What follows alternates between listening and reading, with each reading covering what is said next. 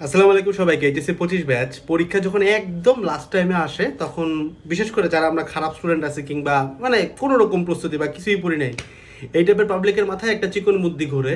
এটা ভুল, সেটা বলতেছে বুদ্ধিটা কি, সেটা হচ্ছে ভাই আমার কলেজে যে ভালো স্টুডেন্ট আছে কিংবা আমার গ্রামে বা আমার এলাকাতে যে টপ স্টুডেন্টটা আছে, তারে কিছু খাওয়ায় দাওয়ায় সম্পর্কটা ভালো করে তার কাছ থেকে নোটটা যায় নিয়ে আসা।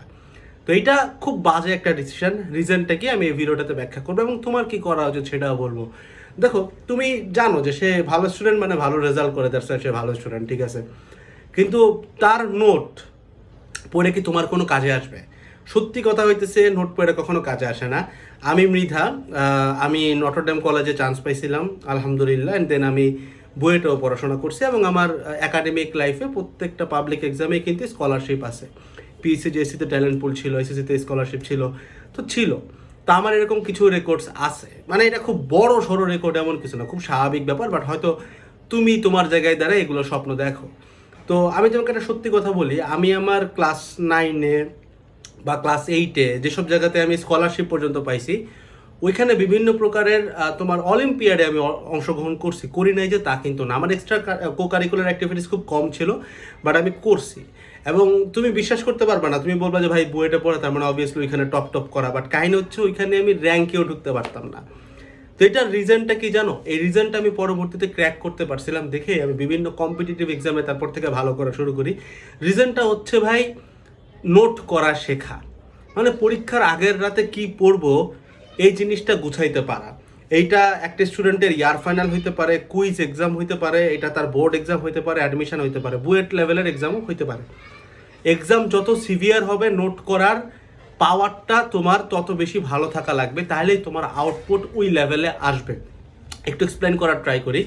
ভালো স্টুডেন্টের নোট পড়লে ভালো হবে, এই জিনিসটা পুরো ভুল ধারণা। কারণ যে ভালো স্টুডেন্ট, তার ভালো করার রিজন তার নোট না, সে কোন কোর্সে বা সে কোন কোচিংয়ে বা কোন ভাইয়ার কাছে পড়ে সেইটাও না।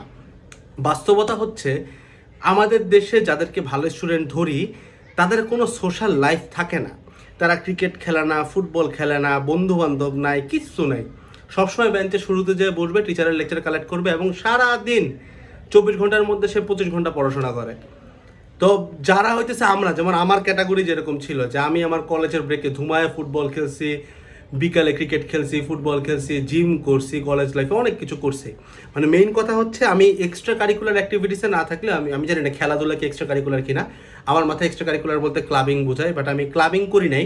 তবে এইগুলো বাদে আমি খেলছি অনেক, এবং আমার বিভিন্ন এলাকা ভিত্তিতে, মানে আমি মিরপুরে মানুষ হয়েছি, তবে আমার বনানী থেকে শুরু করে গুলিস্তান, যে কোনো জায়গাতে বেশ বড় লেভেলের ফ্রেন্ড সার্কেল ছিল। তার মানে I also had a social life. তা আমার ক্যাটাগরির তোমরা যারা আছো, এটার ক্ষেত্রে একটা মাথায় রাখবা যে ভালো স্টুডেন্টের ভালো করার মেইন রিজন এইটাই যে সে সারাদিন পড়ে। তুমি নিজেকে একটা প্রশ্ন করো, তুমি এইচএসসি 25 ব্যাচ ধরতেছি, তুমি যদি এইচএসসি ডে 1 থেকে আজকে পর্যন্ত প্রত্যেকটা জিনিস পড়তা, প্রতিদিন পড়তা, 24 ঘন্টার মধ্যে প্রতিদিন পড়তা, তুমি কিন্তু চাইলেও ফার্স্ট হইতে পারতা, তুমিও কিন্তু চাইলে বোর্ডে টপ করতে পারতে। এটা কিন্তু তুমি জানো। হয়তো লোক লজ্জার ভয়ে তুমি মুখের সামনে বলো না, কারণ তুমি এই জিনিসগুলো করো নাই।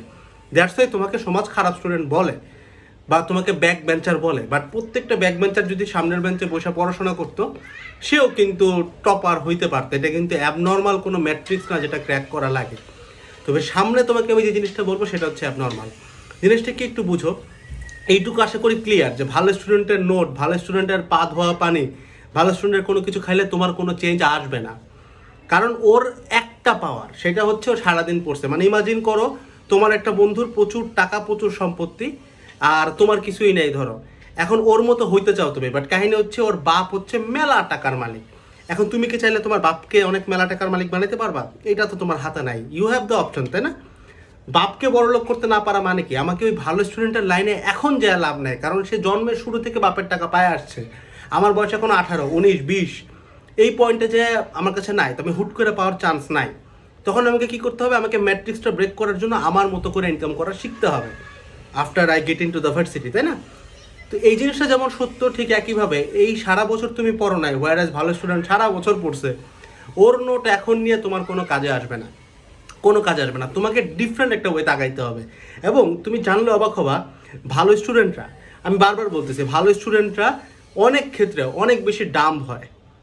আবারও বলতেছি, তোমরা যে আমরা বলি না যে ফার্মের মুরগি বা ব্রয়লার মুরগি, এই কথাটা সত্যি ভাই, এটা অসত্য কিছু না, এটা সত্যি। তারা অনেক ক্ষেত্রে বলদ হয়, তারা হয়তো বাস ভাড়া বোঝে না, এটা বোঝে না, খালি তারা পড়ালেখা বোঝে। তো এখানে আমি তোমার একটা সহজ বিষয় বোঝাই। তুমি যদি তাদের নোট দেখো, ধরো তুমি ফিজিক্স ফার্স্ট পেপারের নোট দেখবা, খালি তপন স্যারের বইয়ের সাইজ এতটুকু, সে তপন স্যারের বইটারে নোট করছে, তার নোটের সাইজ এতখানি, কাহিনী বুঝছো? তো ওর নোট দেখলে তো তুমি আরো ডিপ্রেসড হবা। তাহলে ভাই এখানে বললেন না যে একটা লাইক রিভলিউশনারি একটা ওয়ে আছে যে what should I do? Simple, তোমার নোট যদি বই ইটসেলফের থেকে বড় হয়ে যায়, তাহলে তুমি কি করলা ভাই? তাহলে তুমি আরো নিজের বিপদ নিজে ডাকলা।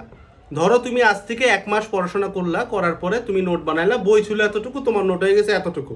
বুঝতে হবে একটা বইয়ের নোট এতটুকু হয়েছে, আর বাকি 2টা বই তুমি খুলেও দেখো নাই, তাহলে কি করা লাগে? দ্য থিং ইজ, নোট করার উদ্দেশ্য একটা, নোট করার উদ্দেশ্য ফেসবুক গ্রুপে পোস্ট করা না, নোট করার উদ্দেশ্য বিক্রি করা না, নোট করার উদ্দেশ্য হচ্ছে ভাই আমি পরীক্ষার আগের রাতে যেন পড়তে পারি। তার মানে তোমার নোট হইতে হবে কম্প্যাক্ট। এই একটা লাইন যেদিন থেকে আমি বুঝতেছিলাম, দেখো এটা আমাদের প্ল্যাটফর্মের মেইন পোর্টফোলিও তুমি বলতে পারো, বা মেইন আইডিওলজি বলতে পারো। আমাদের HSC 25-এর কম্প্যাক্ট রিভিশন ব্যাচ পুরো আইডিওলজিটাই এইটা, যে তুমি যদি মানে তোমাকে যেটা বলতেছি এটাই আমি করছি এখানে। যে ধরো ঠিক আছে, আমাকে একটা চ্যাপ্টার পড়তে হয়তো 15-20 ঘন্টা লাগতে পারে, অ্যাব নর্মাল কিছু না, অনেকগুলো রাইটারের বই আছে, টেস্ট পেপার আছে, গাণিতিক পদার্থ আছে। দেন আমার টার্গেট হচ্ছে এটা গুছাইয়ে 1 ঘন্টায় ডেলিভারি দিয়ে স্টুডেন্টকে বুঝাই দেওয়া, সো দ্যাট স্টুডেন্ট যদি ওই জিনিসটা না গুছায়ও আমার ক্লাসটা নোট করে, তাহলে কিন্তু ভাইয়া তার কন্টেন্টটাও 1 ঘন্টার কন্টেন্ট হয়ে যাচ্ছে। ঠিক আছে, যেহেতু সে নিজে নোট করছে, পরের বার যখন পড়বে সে 30 মিনিটে ক্যাপচার করতে পারবে। That is the main ideology. তারপরে তুমি যখন নোট করতেছো, আমি বলতেছি না তোমার কম্প্যাক্ট রিভিশন ব্যাচ, এইটা না ভাই, প্লিজ আমার ভুল বুঝো না তোমরা। আমি জানি তোমরা আমার বুঝতেছো, আমার কথাটা বোঝা দরকার, কারণ মানে আমি এখন বাইরে যাচ্ছিলাম, যদিও তোমাদের কাছে বাইরে যাচ্ছিলাম, জ্ঞানমূলক অনুধাবনমূলক আর MCQর যে আমাদের পুরো ব্যাপারটা, ওটা কিন্তু ফাইনাল হয়ে গেছে আলহামদুলিল্লাহ। আমি জানাইছি কিনা জানি না ভিডিও শুরুতে, আমাদের হয়ে গেছে। আমরা এখন জাস্ট এটা টাইপিস্টের কাছে দেওয়া, তার মানে টাইপিংয়ে চলতেছে আর কি। আমরা চাচ্ছি এটা টাইপ করে তোমাদের হাতে দেওয়া, ঠিক আছে? তো খুব জোশ হবে আর কি। তো আমরা ডেডলাইন দিছি 48 আওয়ার্সের, বাট বাংলাদেশ ধরে রাখো যে 3 দিন 4 দিন লাগাই দিবে, বাট তারপরে মাসের শুরুতেই বা মাসের শেষে, এই মাসের শেষেই পাওয়া যাবে ইনশাল্লাহ। এনিওয়েজ, তো জাস্ট আমি যেটা বলতেছি যে ভাই তুমি নিজে নোট করো, বাট নিজে যখন নোট করতেছো চেষ্টা করো যে তোমার ম্যাটেরিয়াল হবে এত বড়, নিয়ে আসবা ছোট্ট একটা জায়গায়। একটা উদাহরণ দিয়ে এটা বারবার মাথায় খাওয়াবা। সেটা মনে করো তুমি একটা জাহাজে আসো, যেই জাহাজের সবার কাছে অনেক টাকা আছে, এখন তোমার লাইফের পুরা সম্পত্তি ওই জাহাজটাতে ভাসতেছে, তোমরা হচ্ছে গিয়ে মাছ সাগরে আসো, তোমার সম্পত্তি মনে করো প্রায় ধরো 1000 কেজি লোহা। এখন হুট করে একটা দুর্ঘটনা ঘটলো, তোমাকে জাহাজ থেকে নাইমা ধরো একটা ছোট নৌকা আসছে, ওই নৌকাতে উঠে পালাইতে হবে, কারণ তুমি মাছ সাগরে ছিল, নৌকাটা মনে করো ক্যাপাবল, তোমাকে তীর পর্যন্ত নিতে পারবে সে। তো এখন তুমি কি করবা? এই 1000 কেজি লোহাটা হইতেছে কি তোমার যে এতগুলো বই, তুমি কি করবা? এই 1000 কেজি লোহাটা যাদের কাছে টাকা আছে তাদের কাছে বেচে দিয়ে টাকাটা নিয়ে পকেটে ঢুকাই নিয়ে দৌড় দিবা। এই তো প্রসেস, মানে এই ভাতটাকে তুমি কমায় নিবা। এইটাই হচ্ছে জাস্ট কম্প্যাক্টের হিসাব। ভালো স্টুডেন্টের নোট দেখবা আরো বড় হয়, আরো বিভীষিকাময় হয়, কালো কালার দিয়ে নোট করবি। ভাই তুই কেন একটা নোটের মধ্যে লাল, নীল, সবুজ এগুলো দিবি কেন ভাই? তো এটা হচ্ছে ফ্যাক্টর। তুমি তো লাল নীল সবুজ দিয়ে করবা না, তোমার টার্গেট একটা যে ভাই যেই পেজটা বইতে 30 পেজে লেখা, আমি ওইটাকে 1 পেজ বানাবো, বা আমি 3 পেজ বা 5 পেজ বানাবো। দ্য থিং ইজ, নোট হবে ছোট, নোট হবে কম্প্যাক্ট। দ্যাটস দ্য আইডিওলজি, এই কারণে ভিডিওটা বানানো। তুমি যাই করো না করো, এই কাজটা করো, দ্যাটস ইট। ঠিক আছে, ভালো স্টুডেন্ট বলে কিছু নাই ভাই, তুমি এটা করো ভাই।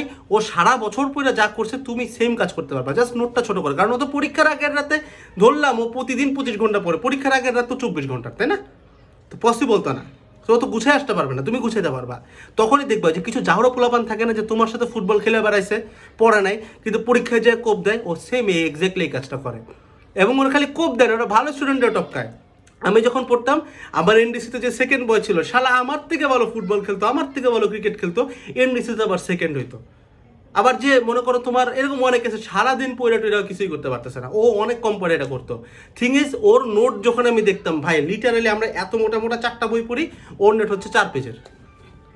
So that's the thing, that's the skill you need to develop. এই 2 মাসে জাস্ট এই কাজটা করো, লাগুক না একটা চ্যাপ্টারে 20 ঘন্টা, বাট করো। You thank yourself later. ঠিক আছে, আসসালামু আলাইকুম, টাটা।